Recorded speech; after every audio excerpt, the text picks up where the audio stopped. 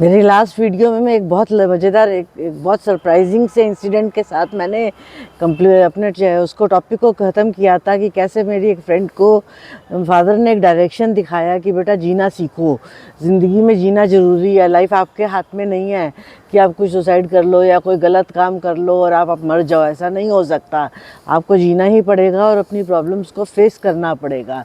तो जैसे जैसे मेरी फ्रेंड धीरे धीरे अपनी लाइफ में आगे ठीक होती चली गई और उसके थ्रू मुझे भी मोटिवेशन मिलती चली गई। तो मैंने सोचा कि यस, शायद डेस्टिनी ने मेरे को चुना हुआ है किसी और काम के लिए। मैं शायद एडमिनिस्ट्रेटिव लेवल पर एमबीए करने की सोच रही हूँ या आईएएस करने की सोच रही हूँ, लेकिन नहीं, शायद डेस्टिनी ने मेरे को एक हीलिंग लेवल पर, एक गाइडेंस लेवल पर चूज़ किया हुआ है कि मैं लोगों को डायरेक्शन दिखाऊं। और उसके साथ मेरे अंदर मिस्ट्री से प्यार हो गया। I started loving palmistry. I realized my destiny is connected with palmistry. मेरे को palmistry से अपने आप को जोड़ना है।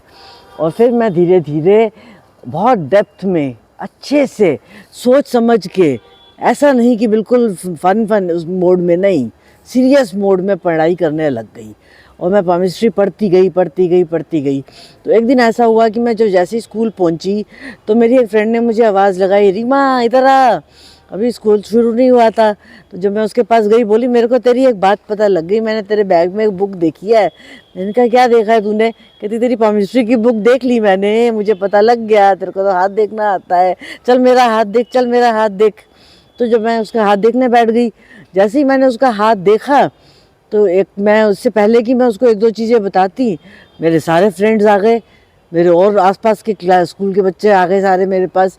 कोई बच्चा कहे मेरे को मेरे फादर के बारे में बता दो, कोई बोले मेरे हेल्थ के बारे में बता दो, कोई बोला मेरे अफेयर नहीं चल रहा, किसी ने बोला मेरा ब्रेकअप हो गया है। ऐसे करके सारे फ्रेंड्स मेरे आगे पीछे घूमने लग गए। तो मैंने थोड़ा जितना मुझे समझ आ रहा था मैंने सबको कुछ कुछ बताया। जब मैंने सबको कुछ कुछ बताया तो कुछ चीज़ें ठीक भी थी, कुछ चीज़ें गलत भी थी, क्योंकि I was still a learner, मैं बिल्कुल ही बेसिक लर्नर थी। लेकिन उन लोगों ने मुझे पकड़ लिया कि नहीं, तुझे बताना तो पड़ेगा ही, जब तू सीख गई है अब तेरे को हमें गाइड करना पड़ेगा। तो मैंने कहा ठीक है, मैं तेरे को गाइड करती हूँ तुम लोगों को। मैंने अपनी तरफ से बेस्ट लेवल पे ट्राई किया। और जब मैं उन लोगों को सिखाने, उन लोग के जवाब देने लग गई तो उन लोग को मज़ा आने लग गया। अब ये बात ख़त्म हो गई, इतने में स्कूल का टाइम स्टार्ट हो गया और हम लोग स्कूल चले गए और उसके बाद अपने अपने घर चले गए। जब मैं नेक्स्ट डे फिर से स्कूल पहुंची तो मैंने देखा ये तो बहुत ख़राब माहौल था। अब क्या हुआ? कल तो सब लोग बहुत खुश थे मेरे से, आज सब लोग मेरे से बहुत परेशान हैं। तो मैंने अपने एक फ्रेंड से पूछा कि क्या हो गया? बोली यार बहुत गड़बड़ हो गई, कल तूने सबके सामने सबकी पोल खोली, सबकी बातें करी, तो अब सबको एक दूसरे के बारे में पता चल गया है। तो कोई किसी की खिंचाई कर रहा है कि तुम्हारे मम्मी पापा की नहीं बनती, कोई किसी की खिंचाई कर रहा है कि तुम्हारे लव अफेयर्स हो रहे हैं, कोई कह रहा है कि तुम्हारा ब्रेकअप हो रहा है, कोई तुम्हारा अच्छा तेरा उस लड़की से चक्कर चल रहा है, अरे वो तो डबल डेटिंग कर रही है, ये दिस एंड दैट। जब ऐसी सारी बातें करने लग गए तो मुझे बहुत बड़ा शौक लगा। फिर से एक और शौक मेरी लाइफ का कि ये मैंने क्या कर दिया। फिर मैंने सबसे पहले पामिस्ट्री की बुक्स ऐसी ढूंढी जिसमें उसके रूल्स लिखे थे, तो how to become a good palmist. वहाँ से मुझे समझ आया कि मुझे एक अच्छा पामिस्ट बनने के लिए क्या करना चाहिए। तो मैंने ये देखा कि पामिस्ट्री के लिए, क्या किसी भी होलिस्टिक साइंसेस के लिए, प्राइवेसी इज़ अ मस्ट। सबसे पहला रूल ये है कि प्राइवेसी इज़ अ मस्ट। आपको एक रोड साइड पामिस्ट नहीं बनना। आपको हर हाथ एक कहानी बोलेगी, दिखेगा, लेकिन ऐसा नहीं कि एक कहानी दूसरे को सुना दी, दूसरे की कहानी उसको सुना दी, उसकी कहानी उसको सुना दी। नहीं, आपस में लोगों को भिड़ाना नहीं है, बल्कि बिना उनको इन्फॉर्म किए कि आपको उसके बारे में भी पता है, आप किसी और का बता दो। और आपको जो भी पता लगे, आपका हाजमा इतना अच्छा होना चाहिए कि आप उस चीज़ को डाइजेस्ट कर सको।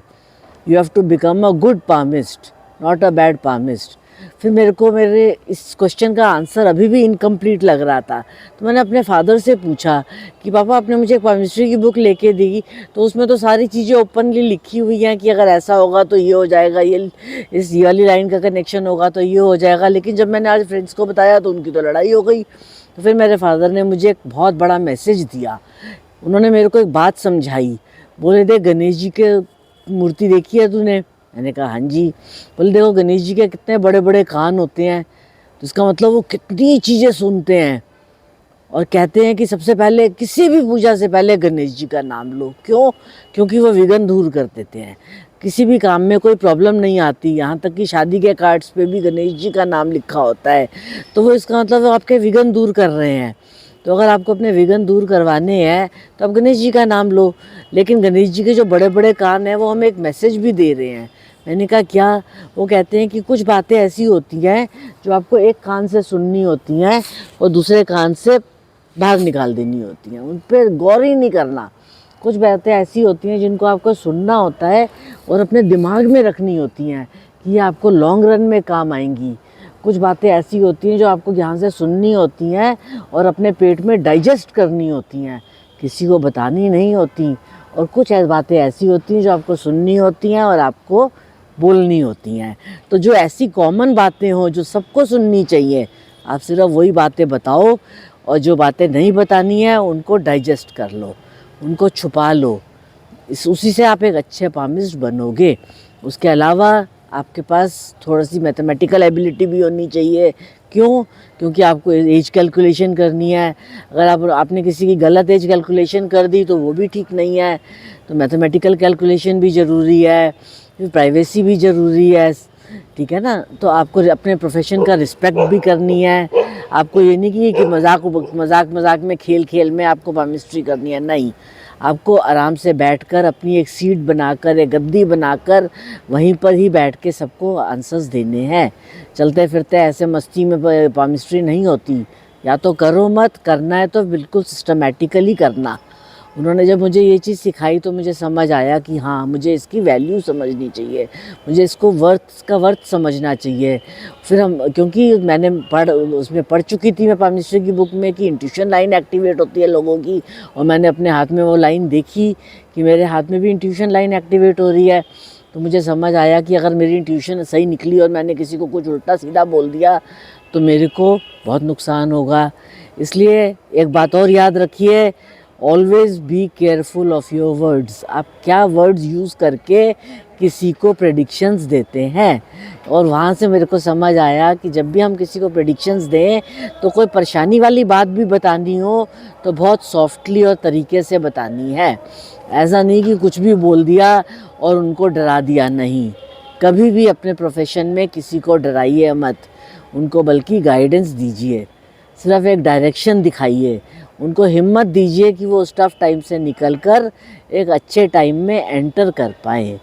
तो ये सब मेरे को जब सीखने को मिला तो मुझे लगा कि अब मुझे थोड़ा थोड़ा एक बहुत बारीकी से बेस समझ आ रहा है कि पामिस्ट्री क्या होती है और मुझे उसको कैसे इम्प्लीमेंट करना है। और ये सब करते करते मैं पामिस्ट्री के जर्नी में एक स्टेप और आगे बढ़ी। तो अब मैं अपने नेक्स्ट स्टेप पर कैसे गई, वहाँ क्या हुआ, इसके लिए आपको मेरे नेक्स्ट वीडियो के लिए वेट करना पड़ेगा। और अगर आपको ये वाली वीडियो अच्छी लगी तो इसको लाइक और सब्सक्राइब ज़रूर कीजिएगा। तब तक के लिए नमस्कार, thank you very much, take care, god bless you.